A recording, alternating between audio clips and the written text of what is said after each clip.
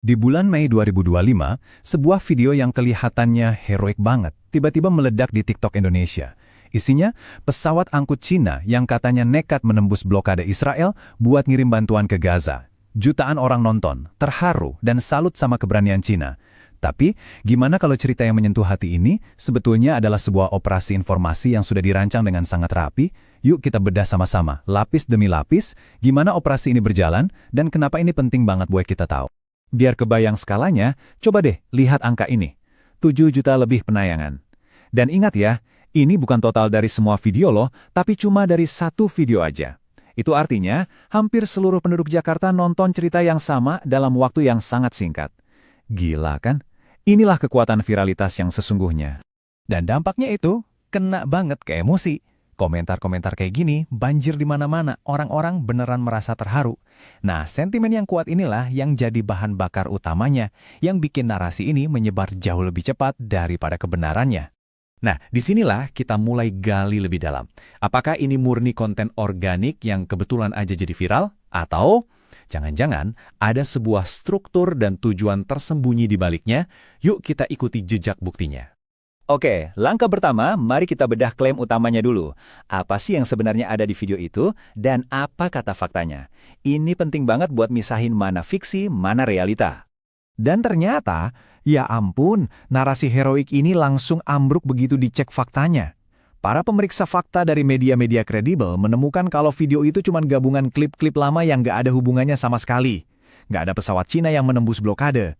Singkatnya, fondasi cerita viral yang menyentuh jutaan orang ini 100% hoaks. Tapi kalau ini hoaks, pertanyaan berikutnya jadi lebih serius kan? Gimana caranya kebohongan ini bisa menyebar segitu masif dan serempak? Nah, disinilah kita beralih dari cek fakta ke analisis data buat nyari polanya. Analisis kami berhasil mengidentifikasi setidaknya 269 video TikTok dengan narasi yang mirip dalam beberapa bulan aja. Ingat, ini baru yang berhasil dilacak loh. Angka ini membuktikan ini bukan cuma satu video viral, tapi ini tuh semacam gelombang konten yang disengaja. Dan polanya, aneh banget. Lihat deh, lonjakan masif di bulan Mei itu. Dalam analisis data, ini disebut temporal spike, ledakan aktivitas tiba-tiba yang hampir mustahil terjadi secara organik. Nah, ini nih, ciri khas dari sebuah kampanye yang terkoordinasi. Strateginya juga kelihatan dari tagar yang dipakai. Mereka pinter, bukan cuma pakai tagar topik kayak hashtag Gaza atau hashtag Palestina, tapi juga secara masif menggunakan hashtag FYP dan hashtag viral. Ini taktik buat ngebajak algoritma TikTok, biar konten mereka disebar paksa ke jutaan orang. Ini bukan lagi soal berbagai informasi, ini soal merekayasa jangkauan. Oke, jadi kontennya daur ulang, penyebarannya dikoordinasikan. Sekarang pertanyaannya, dari mana sih semua materi ini asalnya?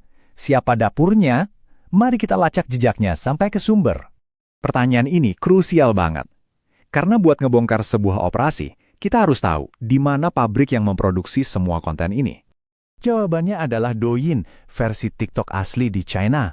Platform inilah yang jadi dapur kontennya.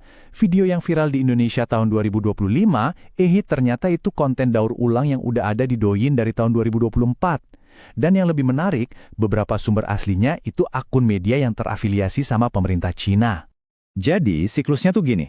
Klip video lama dari Douyin diambil, terus dimasak lagi dengan teks emosional dan musik heroik, lalu ditembakkan ke media sosial Indonesia buat menciptakan narasi baru yang keliru.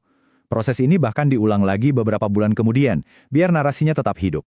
Sekarang, mari kita sambungkan titik-titiknya ke dunia nyata. Waktu penyebaran video-video ini ternyata sama sekali bukan kebetulan. Ada momen-momen politik yang jadi pemicunya. Momennya itu pas banget. Gelombang pertama muncul tepat setelah pidato keras perwakilan China di PBB. Gelombang kedua juga sejalan sama pernyataan diplomatik penting lainnya.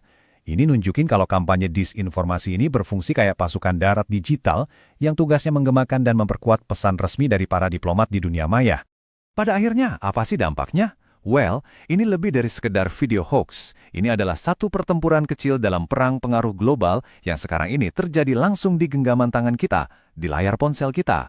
Tujuan narasinya itu jelas dan konsisten, menampilkan China sebagai pahlawan yang tegas, pembela sejati Palestina, sementara Barat digambarkan lamban atau nggak berbuat apa-apa. Ini bukan sekedar menyebar informasi, ini upaya sistematis untuk membentuk persepsi dan memenangkan hati dan pikiran kita. Lalu, kenapa sasarannya Indonesia? Ya, lihat aja angka-angka ini. Dengan ratusan juta pengguna aktif, lanskap media sosial kita adalah salah satu medan pertempuran paling strategis dan paling diperebutkan dalam perang pengaruh global saat ini. Dan harus kita akui, kampanyenya efektif. Komentar kayak gini buktinya. Narasi yang mereka rancang itu benar-benar nancap di benak sebagian audiens. Sebuah video TikTok rekayasa berhasil membentuk pandangan geopolitik seseorang, bikin kagum pada satu negara dan skeptis pada negara lain. Inilah bukti nyata keberhasilan sebuah operasi pengaruh. Ini menegaskan apa yang dibilang sama pakar hubungan internasional, Sharoni Rofi'i. Perang informasi itu bukan lagi fiksi ilmiah, tapi udah jadi alat diplomasi utama untuk memenangkan pengaruh di panggung dunia. Dan media sosial adalah arena utamanya. Jadi kita tutup dengan pertanyaan ini untuk kita semua. Di dunia di mana emosi kita bisa dipersenjatai dan simpati kita bisa direkayasa untuk tujuan politik, kemampuan berpikir kritis itu bukan lagi sekedar keahlian, tapi udah jadi mekanisme pertahanan diri. Pertanyaannya bukan lagi apakah kita akan kena kampanye seperti ini, tapi bagaimana kita memilih untuk meresponsnya saat itu terjadi.